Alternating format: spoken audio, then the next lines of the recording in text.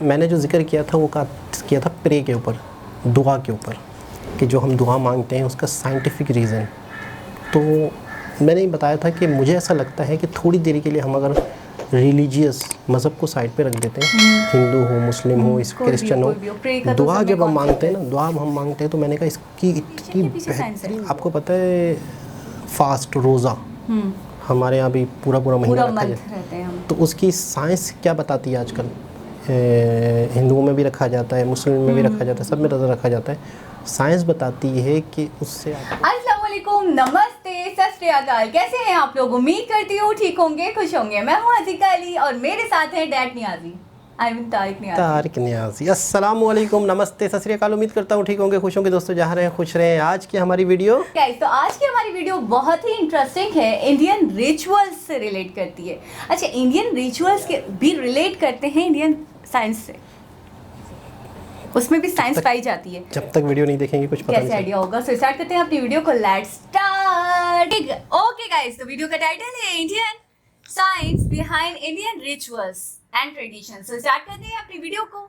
Hello friends, मैं हूं fact भाई। और दोस्तों आप मुझे बताओ, एक औरत शादी होते ही अपनी कलाइयों में चूड़ियां और मांग में सिंदूर लगाती है। औरतें अक्सर सोमवार, मंगलवार, करवा चौथ जैसे कई सारे उपवास रखती हैं। क्या ये सब कुछ सिर्फ उनके पति की लंबी उम्र के लिए है? वेल, ये बात तो हम मानते हैं, पर इसके पीछे का असल साइंस तो कुछ और ही है। खैर, इन औरतों को छोड़ो, पर ये हमारे अनोइंग बड़े बुजुर्ग, मैं सबकी बात नहीं कर रहा, सिर्फ जो जिंदा है उनकी। हमें हमेशा नीचे बैठकर ही खाना खाने को क्यों कहते हैं? इतना ही नहीं, वो खाने से पहले हमसे हाथ जोड़कर प्रार्थना भी क्यों बुलवाते हैं? वेल, आखिर क्यों हम भारतीय मेहमानों के आने पर उन्हें नमस्ते करते हैं और उनके पैर छूते हैं? अब आपने ये देसी नुस्खा तो सुना ही होगा। भारत में जब भी एक महिला जो किसी कारणवश प्रेग्नेंट नहीं हो पाती, उसे एक पीपल के पेड़ के चक्कर लगाने को क्यों बोला जाता है? आई नो ये सारी हमारी परंपरा है, पर हम ठहरे साइंस के दीवाने, इसलिए हमने इन सारी चीजों के पीछे का साइंस आखिर ढूंढ ही निकाला है। और अगर आपको भी इन सारे रिचुअल्स के पीछे छुपे साइंस को जानना है तो बने रहो इस वीडियो के अंत तक। So without any further delay, let's start with our today's video title, science behind Indian rituals. Number 1, why women apply sindoor. एक चुटकी सिंदूर की कीमत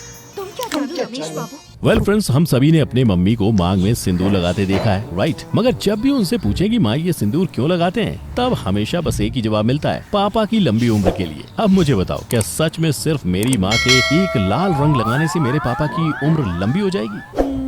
एक्चुअली इस सिंदूर से पापा की तो नहीं, बल्कि हमारी मम्मी की उम्र बढ़ने वाली है। दरअसल इसके पीछे का कारण है इसे बनाने में यूज किया जाने वाला पदार्थ, और जो पदार्थ इसमें यूज होता है वो है नींबू, हल्दी और मरकरी, जो अगर देखा जाए तो हमारे बॉडी के लिए काफी ज्यादा बेनिफिशियल है। नहीं मानते? तो ये सुनो, सिंदूर में जो मरकरी प्रेजेंट होता है वो ब्लड प्रेशर को कंट्रोल करने में हेल्प करता है, और साथ ही स्ट्रेस एंड स्ट्रेन को भी रिड्यूस करता है। मतलब सीधी सी बात ये है, ये विमेंस के लिए अच्छा है। पर अब भी एक सवाल बाकी है, अगर सिंदूर इसमें इतनी इम्पोर्टेंस है तो फिर विडोज यानी विधवा सिंदूर क्यों नहीं लगाती? वेल, ऐसा इसलिए क्योंकि सिंदूर के रेगुलर यूज करने की वजह से महिलाओं की सेक्सुअल ड्राइव एनहांस होती है, और इसी वजह से ये सिर्फ मैरिड विमेन ही लगाती हैं, और विडोज को सिंदूर लगाने से मना किया जाता है। Number 2, why do women wear bangles. भाई, हाथों में भर भर के कंगन पहनना ये कैसा ट्रेडिशन हुआ? क्या सही में इसके पीछे कोई साइंटिफिक रीजन है, या बस यूं ही ये कल्चर के नाम पर चली आ रही कुछ प्रथाओं में से एक है? वेल, आप ये सुन के शॉक हो जाएंगे कि बैंगल्स तो दरअसल एक जरिया है महिलाओं को हष्ट पुष्ट और डॉक्टर से दूर रखने का। हाँ, सीरियसली, दरअसल इसके पीछे का लॉजिक ये है कि बैंगल्स के मूवमेंट्स की वजह से एक महिला के हाथ पे कंटिन्यूअस प्रेशर और मोशन के कारण फ्रिक्शन जनरेट होता रहता है। इसकी वजह से उसके शरीर में ब्लड सर्कुलेशन प्रॉपरली होता है, और अगर ब्लड सप्लाई बॉडी को बराबर मिलता है तो जाहिर सी बात है बीमारियों के चांसेस बहुत ही कम हो जाते हैं। अब इसके अलावा एक और जो रीजन दिया जाता है वो ये है कि विमेन के रिस्ट बोन्स मेन की तुलना में वीक होते हैं, तो एक तरह से ये बैंगल्स उनकी कलाइयों को प्रोटेक्ट करने का भी काम करती हैं। Number 3, why do we worship idols. Friends, ऐसा कहा जाता है कि भगवान हर जगह होते हैं, राइट? तो फिर हम सिर्फ उनकी मूर्तियों की पूजा ही क्यों करते हैं? वेल, अगर साइंस के हिसाब से देखा जाए तो पूजा करना या प्रे करना एक फॉर्म ऑफ मेडिटेशन है। यानी अगर हम एक जगह जगह पर बैठ के एक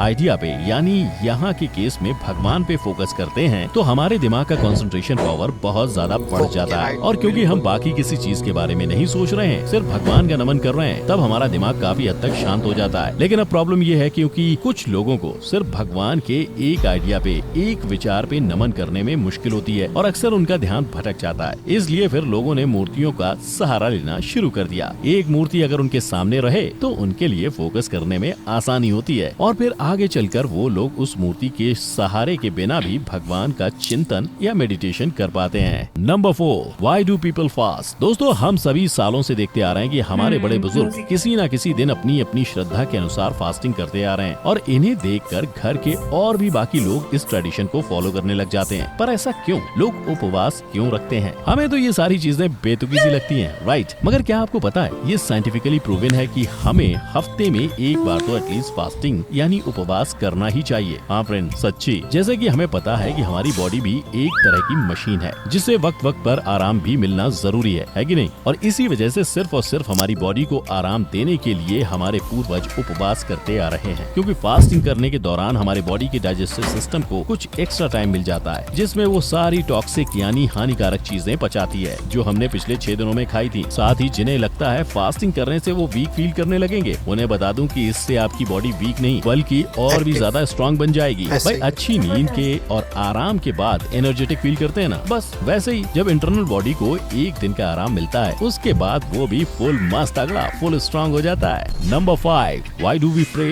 before eating and why do we sit on floor while having food. दोस्तों, हम सभी ने अपनी लाइफ में एक ना एक बार तो ये जरूर सुना होगा कि खाने से पहले हाथ जोड़कर प्रार्थना करनी चाहिए और हमेशा खाना खाने नीचे जमीन पर ही बैठना चाहिए। पर ऐसा क्यों? आई नो भाई साहब, आई नो भाई, इसका जवाब आज तक किसी ने नहीं दिया। वेल डोंट वरी, मैं हूँ ना, मैं बताता हूँ इसके पीछे का असल साइंस। ये है कि आप खाना खाने बैठते हो तब बाकी की चीजों से ध्यान हटाने का काम ये प्रेयर करता है, जिसकी वजह से हमारा माइंड सिर्फ और सिर्फ अपने खाने पर फोकस करता है। साथ ही अगर हम फुली कॉन्शियस होकर खाना खाएं तो हम उतना ही खाते हैं जितनी की हमें भूख हो, ना उससे ज्यादा ना उससे कम। अब आते हैं नीचे बैठकर खाना खाने पर। तो हमें नीचे बैठकर खाना इसलिए खाना चाहिए क्योंकि इससे हमारा खाना इजिली डाइजेस्ट हो जाता है। मगर ऐसा क्यों? यही सोच रहे हैं ना। एक्चुअल में जब हम खाने के निवाले को प्लेट में से उठाने के लिए आगे बेंड होते हैं और फिर वापस अपनी बॉडी को सीधा करते हैं, उस दौरान हमारे पेट में डाइजेस्टिव जूस रिलीज होते हैं जिससे हमारा फूड अच्छे से डाइजेस्ट हो जाता है। साथ ही नीचे बैठने और उठने के वक्त हमारे जॉइंट्स की एक्सरसाइज भी हो जाती है। Number 6, why do people have mehndi and haldi ceremony during marriages. Well friend, शादी से पहले सभी के यहाँ हल्दी और मेहंदी की रस्में निभाई जाती हैं, राइट? पर ऐसे कस्टम्स आखिर हमारे इंडियन कल्चर में हैं ही क्यों? चलो मैं ही बता देता हूँ। गाइस, साइंटिफिकली ये प्रूव किया गया है कि हल्दी एक ऐसा नेचुरल इंग्रेडिएंट है जो हमारे स्किन के लिए बहुत ही अच्छा है। इसमें मौजूद एंटीऑक्सीडेंट्स और एंटी माइक्रोबियल प्रॉपर्टीज हमारे स्किन को क्लीन करने का काम करती हैं। इतना ही नहीं, आयुर्वेदा के अनुसार हल्दी में ऐसी प्रॉपर्टीज होती हैं जिसकी वजह से हमें कैंसर, अल्जाइमर, डायबिटीज जैसी हानिकारक रोग नहीं होते और शादी के दौरान दूल्हा दुल्हन के चेहरे पर एक नेचुरल ग्लो आए, इसलिए हल्दी सेरेमनी रखी जाती है। मगर मेहंदी में ऐसी क्या खूबी है? साला मुझे तो उसकी वो स्मेल ही नहीं पसंद आती। पर उसके पीछे साइंस है भाई। इसके पीछे का लॉजिक ये है कि शादी के वक्त दूल्हा दुल्हन बहुत ज्यादा स्ट्रेस में होते हैं। उनके भाग दौड़ को कम करने के लिए और उन्हें कुछ वक्त की शांति मिल सके, इसलिए मेहंदी का कार्यक्रम रखा जाता था। पर अगर हम इसका साइंटिफिक बेनिफिट देखें तो हमें पता चलता है कि मेहंदी में एंटीवायरल और एंटी फंगल एजेंट होता है जिसकी वजह से स्किन के रैशेस नहीं होते और वो बॉडी को कूलिंग देने में भी हेल्प देता है। साथ ही और रीजन छुपा है इसकी खुशबू में जो हमारे ब्रेन को इंस्टेंट काम करने का काम करती है और यही रीजन है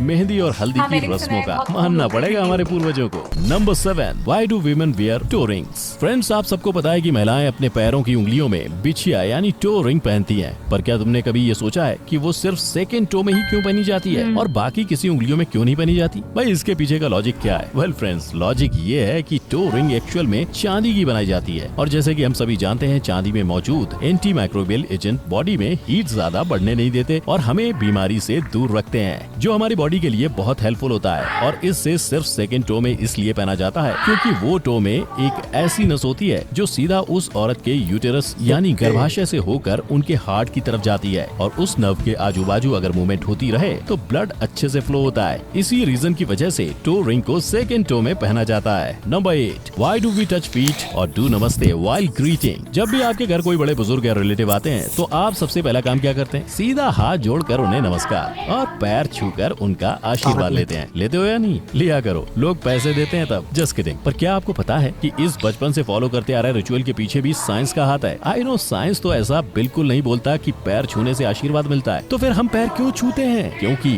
पैर छूने से आपकी बॉडी की अच्छी एक्सरसाइज होती है। यकीन नहीं होता तो देखो, जब हम झुककर बड़ों का आशीर्वाद लेते हैं तब हमारी वेस्ट एंड बैकबोन स्ट्रेच होती है, which is a good stretching exercise. सो अगली बार जब आप किसी को नमस्ते या पैर छूकर उनका आशीर्वाद करते हो तब आप उन्हें इसके पीछे का साइंस बताना मत भूलना। Number 9, why people tree is considered sacred. दोस्तों, आपने लोगों को, खास करके औरतों को, ट्रीज की पूजा और उसके फेरे लेते हुए जरूर देखा होगा। मगर क्या आपको ये पता है कि जिन्हें बच्चा नहीं हो रहा होता उन औरतों को पीपल के पेड़ के फेरे काटने से बच्चा हो जाता है? व्हाट? पेड़ के फेरे काटने से बच्चा? ये कौन सा स्कैम हुआ बबुआ? वेल गाइस, इसके पीछे है हमारा स्कूल वाला साइंस, जो है भारी मात्रा में ऑक्सीजन सप्लाई। जब ये औरतें सुबह के वक्त पीपल के पेड़ के आजू बाजू फेरे लेती हैं, तब पेड़ के द्वारा प्रोड्यूस किए हुए ऑक्सीजन की वजह से लेडीज की पूरी बॉडी में मौजूद अंडर नरिश्ड सेल्स फिर से नरिश्ड हो जाते हैं, जिसकी वजह से उनका यूटेरस या गर्भाशय अच्छे से डेवलप होता है। और यही रीजन है कि वो पीपल के पेड़ के चक्कर काटती हैं। वेल फ्रेंड्स, मेरी मानो तो मैं तो कहता हूँ कि सिर्फ उन्हीं चीजों का पालन करो जिसके पीछे एक्चुअल में कोई साइंटिफिक रीजन हो, वरना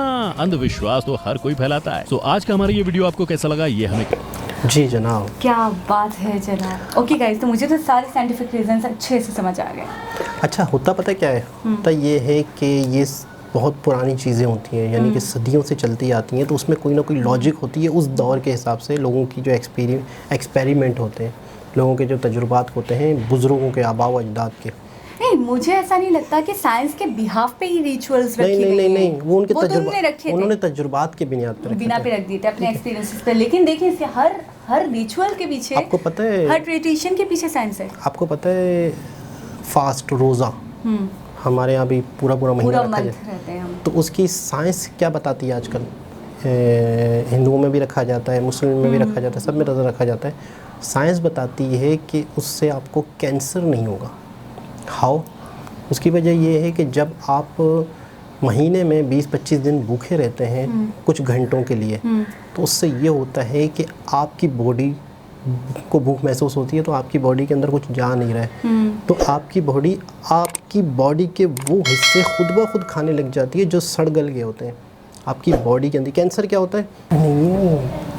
तो हमारी बॉडी के वो पार्ट्स जो कैंसर का सबब बनते हैं, हमारी बॉडी भूखी होने से वो खुद ही खा जाती है इन शॉर्ट। अच्छा, सेकंड ये कि कभी 3 से 4 दिन या कुछ दिन पहले एक शख्स के साथ बैठे हुए थे, काफ़ी पढ़े लिखे थे वो, तो उनसे मेरी एक डिस्कस हुई।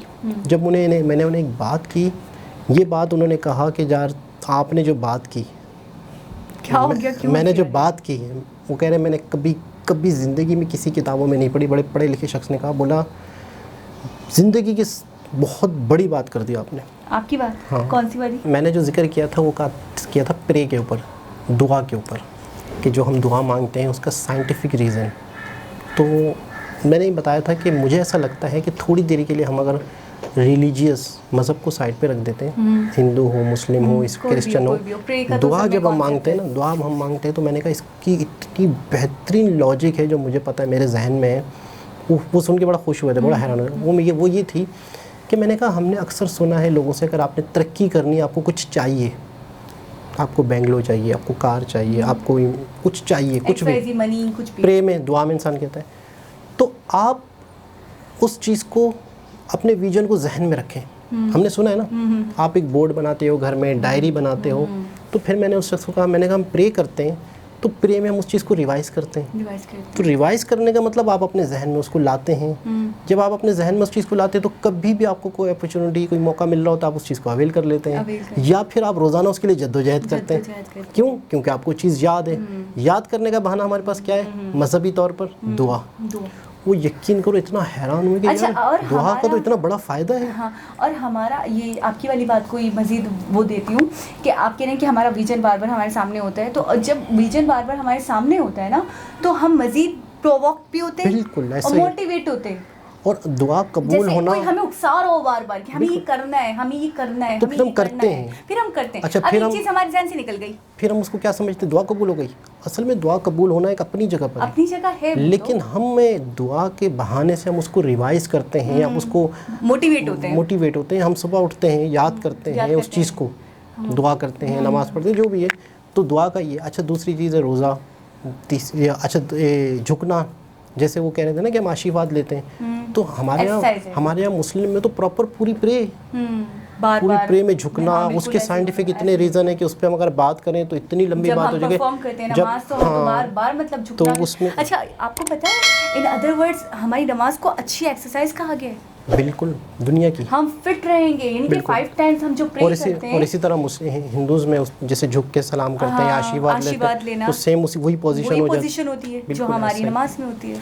तो ये चीज़ें हैं कि जो पुराने बड़े बूढ़ों की चीज़ें हैं, उनकी कोई ना कोई लॉजिक, कोई ना कोई, अगर हम फॉलो करें तो वो हमारे लिए बेनिफिशियल ही है। मुझे ये समझ में आया संदूर का इतना ज़बरदस्त लगा। अच्छा इतना तो मुझे 100% पता है, और मैंने इतनी चीज़ों में तो मैंने बहुत सारी वीडियोस में देखा है कि हल्दी जो है, हल्दी वो एक बेहतरीन एंटीबायोटिक है। एंटीबायोटिक हल्दी से आपकी कई हल्दी दूद में डाल के पीते हैं, हल्दी लगा लेते हैं। अच्छा तो मैंने सुना है बोन्स के लिए बहुत बेनिफिशियल, बहुत ताकत, मैं कहता हूँ बोन्स के लिए, स्किन के लिए। यार कहते हैं कि अगर ये हल्दी कम होती ना दुनिया में तो सोने के भाव बिकती। इतनी बेनिफिट है इस हल्दी के कि आपको क्या पता। ग्लोइंग एजेंट्स होते हैं इसमें। बिल्कुल ऐसा ही है, मतलब अच्छा हमारी शादियों में भी लाजमी होता है ये हल्दी की रस्म, और ये मेहंदी की रस्म तो लाजमी होती है, ताकि दुल्हन जो है वो थोड़ी सी साफ़ हो जाए। तो दोस्तों उम्मीद करते हैं दूल्हे साफ़ ही होते होंगे ना, उनको हल्दी नहीं, आजकल दूल्हों को भी लगती है हल्दी।